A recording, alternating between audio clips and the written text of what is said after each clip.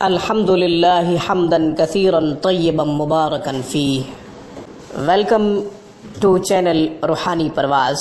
آپس میں رنجشیں پیدا ہو گئی ہوں، غلط فہمیاں پیدا ہو گئی ہوں، بدگمانیوں کی وجہ سے رشتوں میں دوری پیدا ہو گئی ہو، فاصلے پیدا کر دیے گئے ہوں، تو یہ قرآنی عمل بڑا مجرب اور آزمودہ ہے۔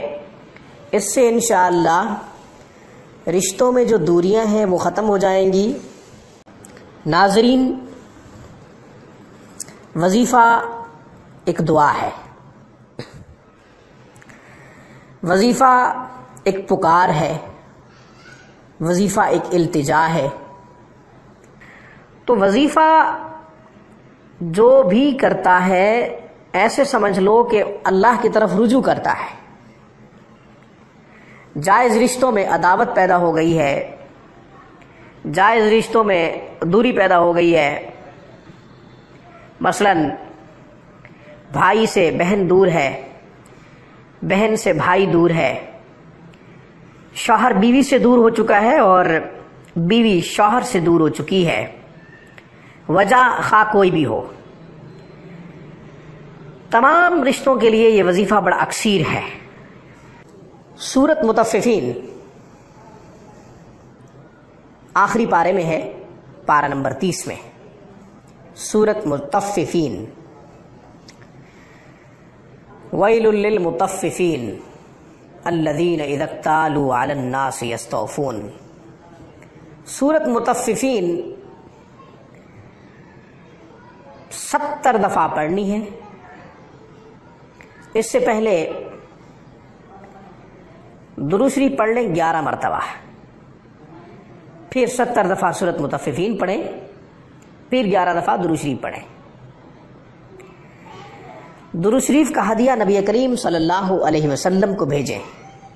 آپ کی بارگاہ اقدس میں آپ کی روح مبارک کو درود شریف کا ہدیہ کریں۔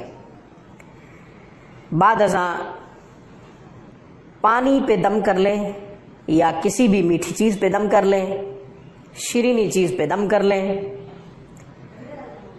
مطلوب قریب ہے، کھلانا پلانا آسان ہو تو اسے کھلا پلا دیں، اگر ممکن نہ ہو تو آپ یہی وظیفہ، یہی عمل دور سے تصور میں خود پڑھ سکتے ہیں۔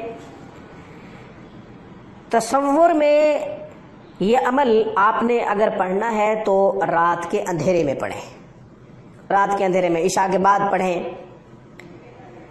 یا تہجد کے وقت پڑھیں۔ نئے چاند میں پہلے 10 دنوں میں